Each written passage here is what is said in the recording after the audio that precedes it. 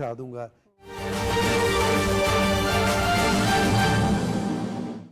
मैं लेकर जाना चाहा और उसमें कोई नई बात तो हुई नहीं। उसने ये उसी दिन जो एपिक्स कमेटी में बातचीत हुई, और एपिक्स कमेटी में सिर्फ चीफ मिनिस्टर नहीं था, उसी में अस्करी क़यादत भी थी और कोर कमांडर पेशावर भी था, और वो उनका एलामिया जो जारी हुआ है सबके सामने, उसमें भी ये बात हुई कि कोई पहले दिन से भी ये बात हुई, प्राइम मिनिस्टर साहब ने भी कहा, DGSPR ने भी इसकी वजाहत कर दी कि सच जो लोगों के जहनों में ऑपरेशन का सोच है, इस तरह कोई ऑपरेशन नहीं हो रहा है आम लोगों के जहनों में, और उन्हें उसको इसी तरह ऑपरेशन करार दिया जिस तरह पहले लोग IDPs बने और अपने ज़िलों और जगहों घरों से निकले और मुख्तलिफ चेक पोस्ट और मुश्किलात का सामना पड़ गया। तो इससे तो पहले से प्राइम मिनिस्टर ने भी कहा है और DGSPR ने भी कहा है और एपिक्स कमेटी में भी ये बात हो गई कि सच इस तरह कोई ऑपरेशन नहीं हो रहा है। अभी उसने वही बात की, तो इस तरह कोई बात तो हुई ही नहीं। उसमें कौन सी नई बात है? ये बात हो गई कि पुलिस पहले कार्रवाई करेगी, IFC की ज़रूरत वो करेगी, और जब आर्मी की ज़रूरत हो तो फिर वो आएगी, और ख़ासकर जो बॉर्डर्स पर इलाके हैं जहाँ पुलिस की रसाई नहीं है तो इसमें आर्मी मदद करेगा। ये बात हुई, और ये कोई नई बात हुई नहीं। मैं इस पर सियासत करने की क्या ज़रूरत है? ये तो नेशनल एक्शन प्लान, उसका जो APS का वाक़या हुआ और पूरी कौम इकट्ठी हुई नवाज शरीफ साहब की लीडरशिप में, और उसमें हर एक पार्टी ने शिरकत की, और ये तय हुआ नेशनल एक्शन प्लान के बाद कि इस तरह ऑपरेशन लॉन्च करना है, और जिन जिन जगहों में ये मुश्किलात आ रहा है तो उनको ख़त्म करना है पूरे मुल्क में। तो ये तो वही कंटिन्यूटी है, इंटेलिजेंस बेस्ड ऑपरेशन, और उन इलाक़ों में जहाँ ये मुश्किलात सामने आ रहा है उन इलाक़ों में चल रहा है। कोई नई बात तो है नहीं। मेरे समझ में नहीं आई कि वही इतने बड़े बड़े बातें करना और इतनी कि बस हम ये नहीं होने देंगे, एंड का एंड बजाएंगे, फ्ला करेंगे। तो इस तरह ये कौम को गुमराह बनाने की कोशिश न की जाए, इस तरह बात करने की कोई ज़रूरत नहीं। जो उसी दिन एपिक्स कमेटी में हुई, आप बताएं कि कौन सी नई बात इसमें आ गई? वही बात हो गई कि पुलिस कार्रवाई करेगी, फिर अगर IFC की ज़रूरत हो वो करेगी, और फिर अगर फ़ौज की ज़रूरत हुई वो करेगी। मैं उनसे सवाल करता हूँ, उसकी दूसरी बात मुझे हैरत हुई, पहले तो ये इसका जवाब दे रहे कि पहले ऑपरेशन हुए, अमेरिका से डॉलर लिए गए और इस तरह हमारे खून पर इस पर। तो मैं आपसे सवाल करता हूँ, गवर्नमेंट तो आपकी थी, तो फिर आपने लीडरशिप से, आप तो उस टाइम चीफ मिनिस्टर भी नहीं थे, तो आपने जिसने आपको बताया गया कि इसमें डॉलर मिलते हैं, वो ख्वाह अडियाला जेल से बताया या किसी और जगह से, तो इसकी वजाहत करें कि अमेरिका से वो डॉलर वही जो उसके बाद APS के वाक़े के बाद और कितने बेशुमार ऑपरेशन हुए, तो वो डॉलर अगर मिल गए तो आपको पता होगा, आपके चीफ मिनिस्टर को पता होगा। इससे पहले महमूद खान था, इससे पहले परवेज़ खटक था, और वही इमरान खान सबको लीड करता था। तो इसकी वजाहत आपको देनी चाहिए कि आप कहते हैं कि अमेरिका से डॉलर मिले और इसलिए ऑपरेशन हो रहा है। तो ये तो ऑपरेशन तो आपके दौर में हुए, तो आपके दौर में हुए तो डॉलर किधर गए और किधर रखे गए? और मुझे ये भी सवाल कि ये जो फ़ौज की बात आती है तो इसी पर सियासत करने की कोई ज़रूरत नहीं। जब भी फ़ौज आई, प्रोविंशियल गवर्नमेंट ने रिक्विजिशन की है, वही डिमांड की है कि या हमसे हालात नहीं हो सकते, आप आ जाए। तो मेरे ख्याल में हर वक्त इस चीज़ को इस तरह मुतनाज़ा बनाना और उसको दरमियान में लाना बिल्कुल मुनासिब नहीं। बन्नों में जो वाक़यात हुए, ठीक है, हर एक का हक़ है, राइट है, अगर ताजर निकले उसको इसी तरह शक्ल में किसने तब्दील किया, वो ये जवाब आप दे दे। फुटेज मौजूद है, हर एक चीज़ मौजूद है कि इसमें कौन से कारकुन घुस गए और किसने ये शक्ल बना दी। और ये अमन व अमान का तो आपका मामला है, अगर आपकी तीसरी दफ़ा गवर्नमेंट आ रही है तो आपने क्यों वही अपनी रेट कायम नहीं कर दी?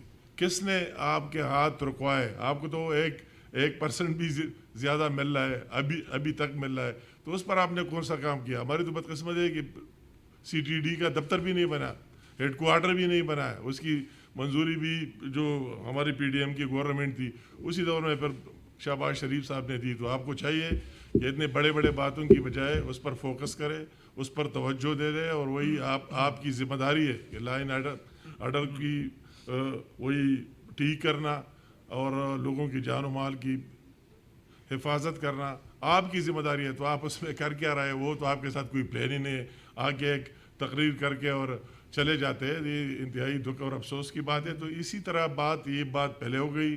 ہم سے لوگ پوچھتے تھے, میں نے پہلے بھی کہا تھا آپ کے سامنے, اگر دہشت گردی کی بات ہو گئی تو گنڈا پور صاحب پر تو ابھی تک یا اس کے دوسرے ساتھیوں پر ایک اٹیک نہیں ہوا. ہم ان سے بہت زیادہ دہشت گردی کا شکار ہوئے. ہم سے کون زیادہ کہ 8 دفعہ ہم پر حملے ہوئے, خودکش دھماکے فیس کیے, بہت سے لوگ ہمارے ساتھ شہید ہو گئے, اور ہم نے ہر وقت اس کے خلاف ڈٹ کر بات کی ہے. یہ کسی سیاسی ایشو نہیں ہے, کسی کو ووٹ کم ملتے زیادہ ملتے ہیں, مگر ہم سب کی اور قوم کی اور اس کی ایشو ہے. تو اب اسی پر سیاست میرے خیال میں بالکل چمکانے کی ضرورت نہیں ہے کہ آپ جا کر اس طرح اعلان کریں جس طرح آپ نے یہ کیا. یہ تو وہی ایپس کمیٹی میں جو باتیں ہوئی وہی بات ہے, کوئی نئی بات تو ہوئی نہیں. تو اسے اس طرح بات کرنا یا کیا میسج دینا میرے خیال میں نہ صوبے کے عوام کی بہتری میں. آپ نے ساتھ ساتھ بات کی, میں تو سوچ رہا تھا کہ میں خواب دیکھ رہا ہوں کہ کرپشن کے خلاف یہ کرے وہ کرے, تو آپ خود, میں تو کافی ٹائم سوچ رہا تھا کہ یہ کیا بات ہو رہی ہے. تو مجھے کہنے کی ضرورت نہیں, وہی KPK میں ایک فرد, ایک بچے ایک سے پوچھے کہ کون کر رہا ہے اور کس طرح کر رہے ہیں اور کس دور میں ہوئی. تو اللہ کرے کہ اس طرح ہو. ہم تو اس میں سارے ساتھ ہیں کہ اس طرح ہو کہ آپ اس کے سامنے کھڑے ہو جائے. مگر کون کر رہا ہے اور کس طرح کر رہا ہے, میں اس میں تفصیل میں جانا نہیں چاہتا ہوں. اور پھر اسے امن جلسے سے ایک سیاسی شو بنانا اور وہی عمران خان کے نعرے لگانا, اس قوم کے ساتھ میرے خیال میں کوئی انصاف نہیں, زیادتی ہے. تو میں یہ ریکارڈ پر لانا چاہتا تھا کہ جو آج آپ نے کی کوئی بڑا کارنامہ نہیں کیا ہے. وہی جو ایپیکس کمیٹی میں اسی دن بات ہوئی وہی بات ہو گئی اور اسی پر سارے قائم دائم ہے, اسے اب آگے کوئی بات نہیں. تو اس کا اس طرح کریڈٹ لینا کہ یہ ہوا وہ بات تو ڈے ون سے ہم نے جب سنا, تو ڈے ون سے ہم سے بھی جو لوگ پوچھ رہے تھے, ہم کہہ رہے تھے کہ سچ اس طرح کوئی بات ہے ہی نہیں. جو آپ کے ذہنوں میں آپریشن کے بارے اس طرح کوئی آپریشن نہیں ہو رہا ہے, انٹیلیجنس بیس ہو رہا ہے. تو آپ یہ بتائیں نہیں ہونا چاہیے. آپ بتائیں کہ جتنے لوگوں کی جان و مال اور سب کچھ آپ کے سامنے جو کچھ ہو رہا ہے, تو اس کے علاوہ اگر آپ کو کوئی حل نظر آتا ہے وہی بتاؤ. اور ہم بھی کہتے ہیں کہ پولیس کو کر لینا چاہیے سب سے پہلے ان کو اپنا قائم کر لینا چاہیے. اور جب بھی ضرورت پڑے تو ہر مشکل میں اگر ان کی ضرورت نہ ہو, جب زلزلے آ جائے پھر ہم ان کو کال کرتے.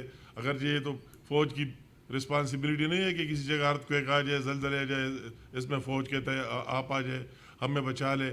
اگر سیلاب آتے, فلڈ آتے, ہم نے دیکھے 2010 میں 15-16 میں ہر وقت, پھر ان کو کال کرتے کہ آ جائے آپ ہماری مدد کریں. اگر کوئی دوسرا ایشو ہے اس میں بھی کرتے. اور وہی جتنے آپریشن ہوئے ہم اس کے گواہ دیکھ رہے ہیں, اور آپ بھی, کہ پاکستان کی جھنڈا لہرانا کوئی آسان کام نہیں. ان علاقوں میں دوبارہ جہاں سے پاکستان کا جھنڈا بھی ختم ہوا تھا, اور اس میں دوبارہ جتنی شہادتیں دی ہے اور کتنے لوگ اس میں شہید ہو گئے, سیویلین کا بھی بہت لاس ہوا ہے, اس میں کوئی شک نہیں ہے. اور انفورسنگ ایجنسیز کا بھی بہت نقصان ہوا, وہ پولیس ہے, ایپسی ہے یا آرمی ہے. تو ہمیں ان کے ساتھ اظہاری یکجہتی کرنی چاہیے بجائے اس کے کہ ہم اس کو دوسرے طرف لے کے جائیں. تو یہ میرے بات, میں نے اس کی باتیں سن لی, تو میں مناسب سمجھتا تھا کہ انہوں نے جو باتیں کی اس میں اس کا حقیقت کے ساتھ, گراؤنڈ ریئلٹی کے ساتھ کوئی تعلق نہیں. اسی تقریر میں جلسے کو کوئی اس طرح بات نہیں کہ کوئی نئی بات ہوئی. وہی باتیں جو پہلے ہوئی اس ایپیکس کمیٹی میں جس میں وہ موجود تھا, اس میں بھی یہ بات ہوئی اسلام آباد میں.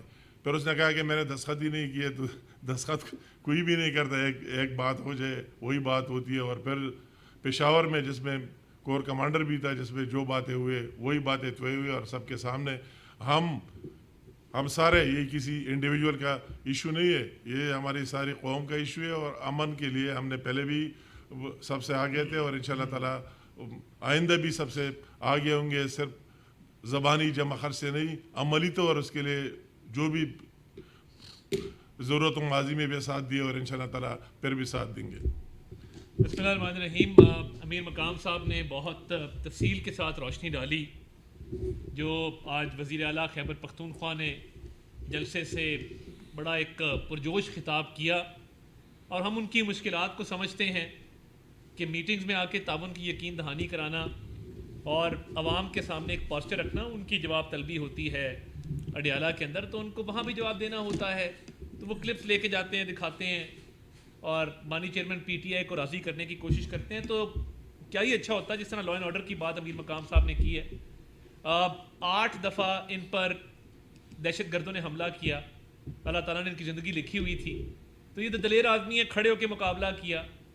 آج طالبان کو جو واپس لائے ہیں وہ ایک طرف کہتے ہیں جی آپریشن نہیں ہونے دیں گے، دوسری طرف وہ کہتے ہیں کہ جی حالات بھی ٹھیک کر دیں گے، تیسرا وہ کہتے ہیں کسی کو یہاں پہ غیر قانونی جو ہے اپنی اجارہ داری نہیں قائم کرنے دیں گے. تو پلان کیا ہے؟ پلان لے کے آئے نا، بتائیں کہ جی یہ سی ٹی ڈی ڈپارٹمنٹ ہے، یہ ہم اینٹی ٹیررزم کی جو ہے مہم چلانے جا رہے ہیں. وہ تو پلان آپ کے پاس نہیں ہے. اور دہشت گردی آپ کے دور میں بڑی، کیونکہ آپ ان کو واپس لے کے آئے دہشت گردوں کو، جس طرح امیر مقام صاحب نے بڑی تفصیل سے بات کی. تو کیا یہ اچھا ہوتا آپ ذرا وضاحت کر دیتے کہ جو ابھی درخت کاٹے گئے ہیں، ایک بہت بڑا سکینڈل آیا ہے خیبر پختونخوا میں، بٹاگرام میں آپ نے درخت کاٹے اور اس میں آپ کے محکمہ جو ہے فارسٹ کا، جنگلات کا محکمے کے آپ کے آفیشل جو ہیں وہ انوالو تھے، آپ کا منسٹر انوالو ہے. تو آپ یہ ٹمبر مافیا وہاں پہ آپریٹ کر رہا ہے، کیا اس کے لیے بھی کوئی اقدامات آپ نے کی؟ عوام کو آج بتایا کہ یہ ٹمبر مافیا کہاں سے آیا، کیا ہو رہا ہے؟ دوسرا ایک بہت بڑا سکینڈل کے پی کے میں آیا ہے، آرٹیفیشل انٹیلیجنس کے حوالے سے ایک ادارے کے ساتھ انہوں نے اسٹوڈنٹس کی ٹریننگ کا معاہدہ سائن کیا، ایک جعلی ادارے کے ساتھ. اس پہ جتنے لوگ موجود ہیں اس ادارے کے اندر، ان تمام کی نہ پراپر کوئی ڈگری ہے، نہ اس فیلڈ میں کوئی مہارت ہے آرٹیفیشل انٹیلیجنس میں، اور نہ ہی ان کے پاس کوئی ایسا سیٹ اپ موجود ہے جس کے تحت وہ ٹریننگ کروانے جا رہے ہیں.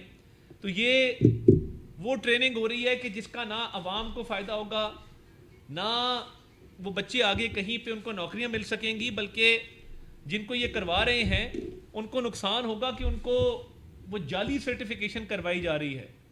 تو میں یہ سمجھنے سے قاصر ہوں کہ یہ جو آپ نے معاہدہ سائن کیا ہے آرٹیفیشل انٹیلیجنس کا، اور یہ جو آپ نے کوانٹم ڈپلوما شروع کیا ہے ایک نئے انیشیٹو کے طور پہ، ہزاروں اسٹوڈنٹس کو آپ اس میں بے وقوف بنانے جا رہے ہیں.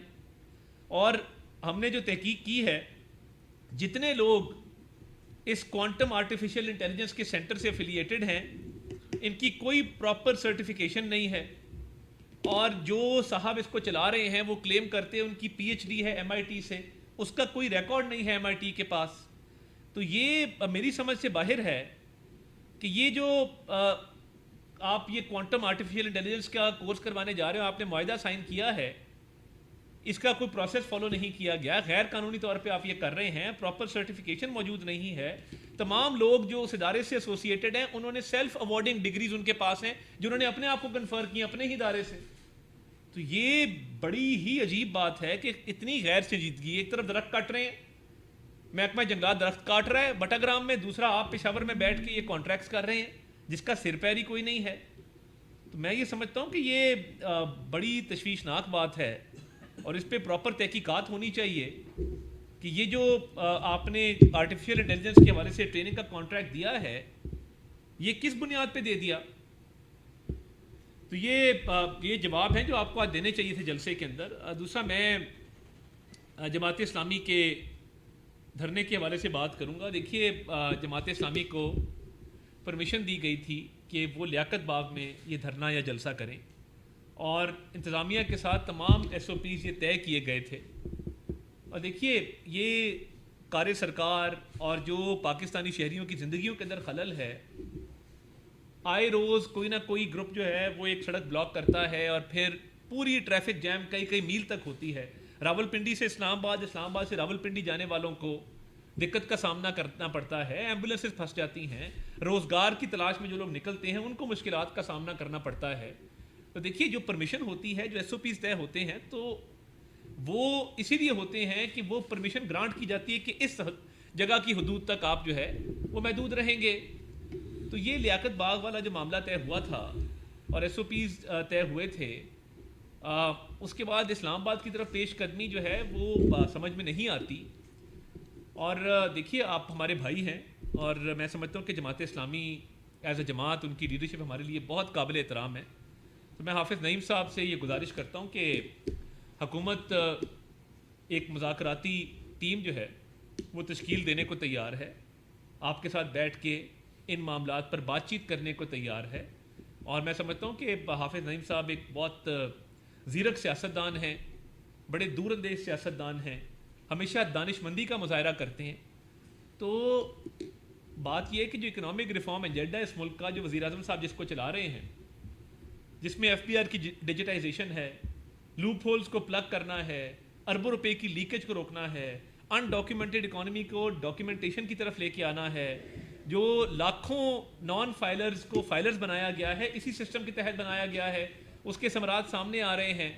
اس کے علاوہ جو فسکل سپیس پیدا کرنے کی کوشش کی جا رہی ہے، جو ابھی 50 ارب روپے کی سبسڈی دی گئی ہے بجلی کے بلوں کی مد میں، اور 200 یونٹ والے جو پروٹیکٹڈ اور نان پروٹیکٹڈ کنزیومرز ہیں، ان صارفین کو کہ جو 200 یونٹ کی پروٹیکٹڈ کیٹیگری میں فال کرتے ہیں یا ان پروٹیکٹڈ میں فال کرتے ہیں، وہ سبسڈی ان سب لوگوں کے لیے ہے اور ان کی بجلی کے بلوں میں کمی واقع ہوگی. اور وہ ڈیولپمنٹ سائڈ کا بجٹ کاٹ کے تو اس کو پورا کیا گیا ہے. اس دفعہ جو development programme P S D P بنایا گیا، 200 ارب روپے کی کٹوتی کی گئی تاکہ اضافی ٹیکسز نہ عوام کو دینے پڑے.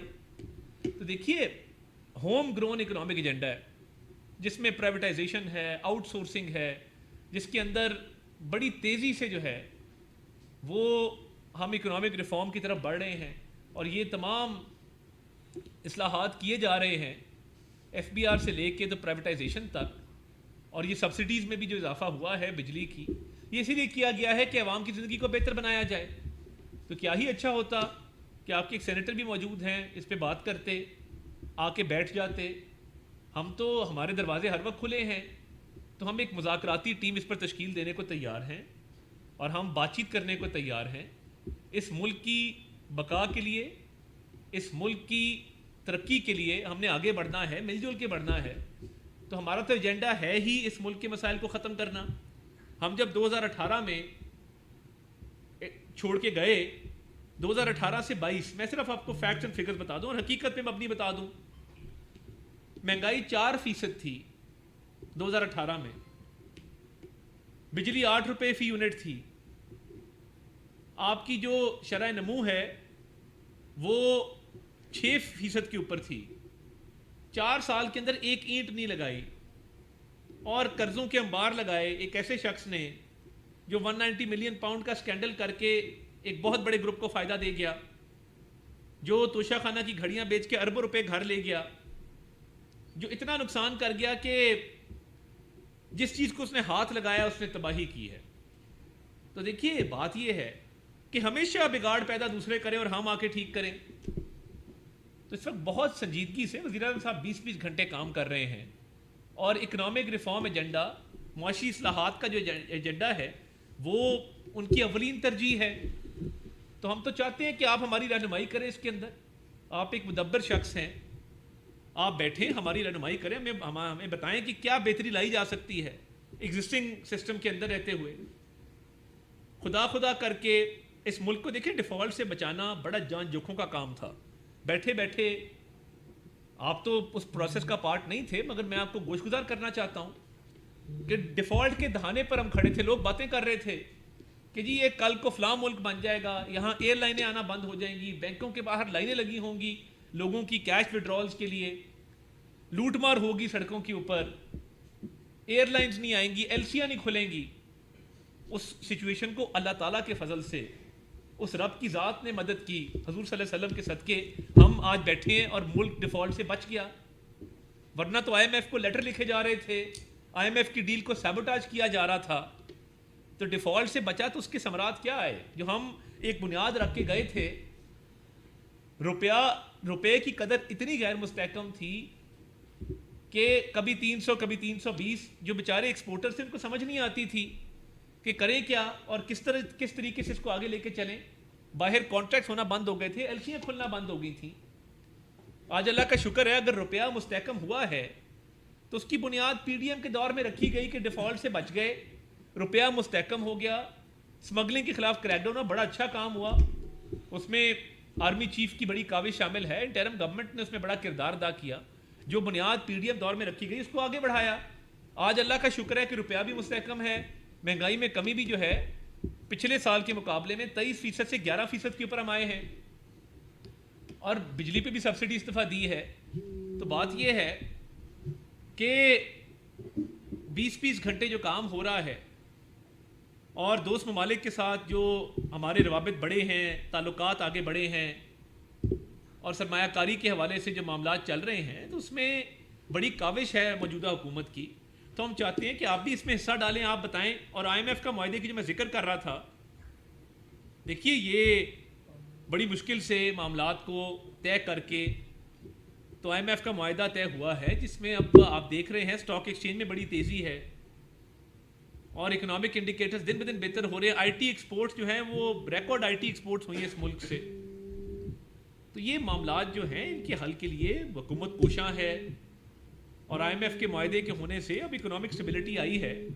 ہماری خواہش ہے کہ اللہ کرے آئی ایم ایف کا آخری معاہدہ ہو, جس طرح وزیر اعظم صاحب اکثر فرماتے ہیں, مگر ہمیں جو فیصلے کیے ہیں اس کے تحت آہستہ آہستہ کر کے ریلیف کی طرف بڑھنا ہے. ہمیں اس بات کا ادراک ہے, ہمیں اس بات کا اندازہ ہے. تو آپ اگر رہنمائی کر سکتے ہیں, یو مور دین ویلکم, ہم بیٹھنے کو تیار ہیں. مگر دیکھیے عام شہریوں کی زندگی کو اجیرن بنانا یہ تو کوئی طریقہ نہیں ہے, اور سڑکیں بلاک کرنا, دیکھیے پہلے ہی دہشت گردی کی ایک لہر ہے جس سے ہم نبرد آزما ہیں, اور اس پر قابو پانے کی کوشش کی جا رہی ہے. پاک فوج کے جوان, سیکیورٹی فورسز, پولیس, رینجرز قربانیاں دے رہے ہیں, پاک فوج کے افسر شہید ہو رہے ہیں. تو ہم تو چاہتے ہیں کہ ایک پرامن انوائرمنٹ ہو, اور آپ یہ جو ایجیٹیشن کی سیاست ہے اس سے ہٹ کے آپ آئیں, بیٹھیں ہمارے ساتھ بات کریں. تو اس کے لیے آپ کی جب رضامندی کا اظہار ہوگا تو ہم حکومت کی طرف سے امیر مقام صاحب, میں, ڈاکٹر طارق فضل چودھری, یہ 3 رکنی کمیٹی آپ سے بیٹھ کے بات کرے گی, آپ کے تحفظات سنے گی, اور جو رہنمائی آپ فرمائیں گے اس پہ کوشش کی جائے گی کہ آگے چلا جائے. آپ کی ڈیمانڈ جو بھی ہوں, جو ایگزسٹنگ فریم ورک ہے, جو اصلاحات کا ایک ایجنڈا ہے جس طرف ہم آگے بڑھ رہے ہیں, اس میں قانونی طور پہ اور بہت سارے ہمارے جو ریفارم ایجنڈا کا پارٹ ہے اس کو ڈسکس کرنا ہوگا. اور دیکھیے یہ بڑا آسان ہوتا ہے کہ بہت بڑی ڈیمانڈ رکھ دی جائیں. اب عمل درآمد کا جب معاملہ ہے اس پہ حکومت کے جو معاملات ہیں, آئی ایم ایف کا معاہدہ طے ہے, ہم نے بجٹ پاس کیا ہے, تو اس کے تحت آپ کے ساتھ بیٹھ کے بات چیت کریں گے, ایک اچھے ماحول میں معاملہ فہمی کے ساتھ اور تحمل کے ساتھ معاملات کو آگے لے کے چلیں گے. مگر میری آپ سے گزارش ہوگی کہ جو آپ کو پرمیشن دی گئی تھی لیاقت باغ کی, آپ اس پر ہی جو ہے وہ اکتفا کریں, اور یہ جگہ جگہ پر دھرنے, اس سے شہریوں کی زندگی جو ہے مشکل ہوگی, لوگوں کو مشکلات کا سامنا ہوگا, جو لوگ اپنے روزگار کے لیے نکلتے ہیں ان کے لیے مشکلات پیدا ہوں گی. تو میری گزارش ہے کہ ان معاملات کو ملک کی بہتری کے لیے, ملک کی سالمیت کے لیے, ملکی مفاد میں پرامن آپ اپنا جلسہ کریں لیاقت باغ کے اندر, اور حکومتی ٹیم جو ہے وہ مذاکرات کے لیے جو ہے وہ تیار ہے. تو جب بھی آپ کو عندیہ دیں گے تو ہم آپ کے ساتھ بیٹھ جائیں گے. خالد صاحب جو کلیئر وائلیشن ہو رہی ہے جب سے جلسوں کی, ڈی چوک میں آنے کی کوشش ہو رہی ہے, ابھی کچھ دیر پہلے بھی یہاں پہ ہنگامہ رہی ہوئی ہے, کیا آپ سمجھتے ہیں کہ یہ مذاکرات ڈی چوک میں ہوں گے یا لیاقت باغ میں ہوں گے, کہاں تک ان کو قائل کیا جا سکتا ہے؟ دیکھیے میں یہ سمجھتا ہوں کہ یہ ڈی چوک والا معاملہ یہ کسی صورت بھی اس کی اجازت نہیں دی جا سکتی, کیونکہ حساس تنصیبات ہیں, کوئی تخریب کار گھس آئے اور وہ امن و امان کو نقصان پہنچائے, اور یہاں پہ سرکاری بلڈنگز ہیں, کار سرکار ہے, اس میں مداخلت جو ہے وہ دیکھیں کسی صورت بھی اس کی اجازت نہیں دی جا سکتی. لیاقت باغ میں سیکیورٹی بھی فراہم کریں گے, باقی بھی آپ کو سہولت دیں گے, مگر یہ ڈی چوک والا جو رواج ہے اس کو ختم ہونا چاہیے. ثاقب سعید ڈاکٹر صاحب, یہ بہتر نہ ہوتا کہ ان کے آنے سے پہلے ہی ان سے بات طے کی جاتی کہ کم از کم آپ ادھر ہی رہیں, کیونکہ پہلے سے یہ طے تھا کہ وہ انہوں نے کہا تھا کہ ہم اسلام آباد آئیں گے, اور یہ کنٹینر نہ ہوتے, لوگوں کو مشکلات کا سامنا نہ کرنا پڑتا. میٹرو بس جو ہے وہ صبح سے بند ہے. میٹرو بس پچھلی دفعہ جل بھی گئی تھی نا, ہمیں یہ بھی خدشہ رہتا ہے. پچھلی بار آپ کو یاد ہے کہ ہاں آگ بھی لگ گئی تھی. تو ہم تو چاہتے ہیں کہ پرامن طریقے سے یہ معاملات حل ہوں, اور جو پنڈی کی انتظامیہ کی ان سے بات ہوئی تھی سی پی او کی, وہ یہی تھی کہ لیاقت باغ تک آپ کو پرمیشن ہے. اب اس پہ اگر انہوں نے اسلام آباد آنے پر انتظار کرنا ہی تھا تو اس پہ کوئی بات چیت کر لیتے انتظامیہ سے, کوئی انتظامیہ کو کہتے کہ جی یہ ایس او پیز ٹھیک نہیں ہیں, اس میں کوئی ماڈیفیکیشن کر لیں. مگر یہ جگہ جگہ سڑکیں بلاک کرنا جس سے لوگوں کا جو ہے وہ ذریعہ معاش جو ہے وہ متاثر ہو, وہ لوگوں کے روزگار میں جو ہے وہ خلل پڑے اور لوگوں کو دقت ہو, یہ تو مناسب نہیں ہے. دیکھیں ڈی چوک کے اندر انٹری جو ہے وہ آپ کو پتہ ہے ایک کھلی رہتی ہے. ڈی چوک مکمل طور پہ سیل نہیں ہے, ڈی چوک کے کچھ انٹری پوائنٹس بالکل بند ہیں, مگر وہ ایک انٹری جو کھلی ہے اس کا آپ کو بھی علم ہے, مجھے بھی علم ہے, اسلام آباد کے رہنے والوں کو پتہ ہے کہ ڈی چوک میں انٹر جو ہے وہ کہاں سے ہونا ہے, ریڈ زون میں انٹری کہاں سے ہے. تو میں سمجھتا ہوں کہ ان معاملات کو بڑا اس کا بغور جائزہ لیا جائے. اور جیسے میں نے کہا کہ حافظ نعیم صاحب ہمارے لیے بہت قابل احترام ہے, ہمارے دل میں ان کا بہت احترام ہے, بڑا ادب ہے. تو ان معاملات کو بیٹھ کے طے کیا جائے اور ٹیبل پہ بیٹھ کے طے کریں. یہ جو سڑک پہ دھرنا دینا, سڑکیں بلاک کرنا, اس میں ایک ہمیشہ یہ پاسبلٹی رہتی ہے کہ جان و مال کو جو نقصان لوگ پہنچاتے ہیں, تخریب کاری کرتے ہیں یا سرکاری املاک کو نقصان پہنچاتے ہیں, مناسب نہیں ہے. اور شہریوں کا کیا قصور ہے کہ ان کی زندگی میں کیوں خلل ڈلے اس طرح. عثمان جنید صاحب سر میں آپ سے یہ پوچھنا چاہوں گا کہ جس طرح وزیر اعلیٰ کے پی بار بار وفاق کو چیلنج دے رہے ہیں, اس سے وفاق کی صلاحیت کو کیا نقصان پہنچ سکتا ہے, وفاق کو کیا پہنچ سکتا ہے. اور دوسرا معاملہ ہماری بہن عثمان بخاری صاحبہ کی جعلی ویڈیو کا معاملہ, اس میں بھی پریس کانفرنس آتی ہے, اس میں ابھی تک حکومت کی کیا پیش رفت ہے سر, کون لوگ اس میں ملوث ہیں؟ دیکھیے وہ بندہ ہم نے ٹریس کر لیا, عظمہ بخاری صاحبہ کی ویڈیو والا. میں وہ تفصیلات ابھی نہیں بتانا چاہتا, تحقیقاتی ادارے جو ہیں وہ اس کے تعاقب میں ہیں اور اس کا نام, ولدیت, پتہ, سب چیزیں جو ہیں وہ ٹریس کر لی گئی ہیں. اور وہ خاتون کا اکاؤنٹ بنا کے پی ٹی اے کا ایک کارکن یہ کام کر رہا تھا, اور وہ مرد تھا جس نے یہ کام کیا, اور تصویر اور اکاؤنٹ خاتون کے نام سے چلا رہا تھا. تو اس میں خاصی پیش رفت ہوئی ہے, ہماری خواتین نے جس پہ بات کی ہے. دیکھیے کے پی گورنمنٹ کی طرف سے جو ایک تھریٹ یا جو معاملات کیے جاتے ہیں وہ ان کے سیاسی بیان ہیں, اور وہ بیٹھ کے یہ امیر مقام صاحب اس پہ بات کریں گے. یہ آپ نے بات کر دی کہ وفاق کو کیا تھریٹ ہے, تو یہ کوئی نئی بات نہیں ہے. وہی ہم نے 2013-14 کے وہ دھرنا 120 دن کا بھی دیکھا ہے کہ وہ آتے اور وفاقی حکومت ختم ہو جائے. وفاقی حکومت تو ختم نہیں ہوا, البتہ اس ملک کو ضرور نقصان پہنچا, اس میں کوئی شک ہی نہیں ہے. اور وہ نقصان آپ کو پتہ ہے کہ چائنا کی صدر کا دورہ اور دوسرے ایشوز اور سی پیک کا ڈیلے ہونا اور لوگوں کو یا پارلیمنٹ پر حملہ کرنا اور پی ٹی وی پر حملہ کرنا اور سارے ملک اور خارج اسلام آباد کو بلا کرنا, یہ ضرور ہوا. ان کا وہی خواہش اس سے نہیں ہوا پورا کہ ان کے تھریٹ سے, ان کے آنے سے کوئی چینج. پھر اس کے بعد بھی آپ کو پتہ ہے وہی سے جو پرویز خٹک صاحب اسی ٹائم چیف منسٹر تھے کہ اسلام آباد پر قبضہ کریں گے وہی, اور اس کے بعد آپ نے 9 مئی کا بھی دیکھ لیا. تو یہ مطلب ہے کہ وفاق قائم دائم رہے گا, مگر وہ اگر نقصان پہنچا رہا ہے تو پورے ملک کو پہنچا رہا ہے. ان کے ساتھ جو لوگ ہیں پی ٹی آئی کے, ان کو بھی نقصان پہنچا رہے ہیں, وہ بھی پاکستانی اور پاکستان کے شہری ہے. یہ بات البتہ ان کی اسی طرح ہتھ کنڈوں سے اور رویے سے ضرور ہوا کہ اس ملک کو نقصان پہنچا. ان سے یہ برداشت, یہ جو کچھ ہو رہا ہے, انویسٹمنٹ آ رہی ہے, باہر سے لوگ آ رہے ہیں, اس آئی ایف سی کو آپ دیکھ رہے ہیں کہ ایک بہت بڑا ہم دیکھ رہے ہیں کہ پاکستان کا فیوچر ہے. سی پیک کا دوبارہ ریوائول کے یہ دوبارہ شروع ہو جائے, کئی اور چیزیں. تو ان سے وہی چیزیں ہضم نہیں ہو رہی, اس کو ضرور ہر ایک چیز کو وہ جو کچھ کرتا ہے تو اس کا نقصان ہوگا کہ پاکستان کو, عوام کو پہنچ جائے. اور وہ بار بار امریکہ کی بات کرتے, تو آج میں نے تقریر میں سنا, تو میں پھر یہ بات کرتا ہوں کہ پہلے اس کا حساب دے, اور ساتھ ساتھ امریکہ کی اگر آپ بات کرتے ہیں تو وہ سائفر بھی آپ نے وہی امریکہ میں سازش کر کے لے رہا ہے, وہ بھی آپ کے ساتھ. اور ابھی امریکی کانگریس سے اور اس سے پاکستان کے خلاف اور اس کے حق میں اگر بیانات آئے تو یہ تو آپ ہی کے لوگ ہیں, یہ آپ کہہ سکتے. اس کو ان کا پتہ بھی ہے کہ ان کے اندر کا بندہ ہے جو سامنے آ جائے, اب بھی سامنے ہے اور پہلے ماضی بھی سامنے. طاہر صاحب, آج آپ کے سیاسی حریف کو اسلام آباد کے اندر جلوس کرنے کی, ریلیاں نکالنے کی اجازت نہیں ملی. اسلام آباد نے پیر کے روز انہیں ریلی نکالنے کی اجازت دی ہے, کیا کہتے ہیں؟ دیکھیے بات یہ ہے کہ جو بھوک ہڑتال لنچ کے بعد شروع ہو اور ڈنر سے پہلے ختم ہو جائے, میں اس پہ کیا کہہ سکتا ہوں. نہ بندے اکٹھے ہوئے, اور لاہور کے اپوزیشن لیڈر کہہ رہے تھے پنجاب والے کہ ہمارے بھوک ہڑتالی کیمپ میں کھانے پینے کا سامان نہیں جانے دیا جا رہا, ہمارا سامان روک لیا انہوں نے. میرے ساتھ ایک شو پہ بھی لطیف کھوسا صاحب تھے, تو کافی آرڈر کی تو میں نے کہا یہ کیا, انہوں نے کہا جی وہ کھانے پہ پابندی ہے, پینے پہ نہیں ہے.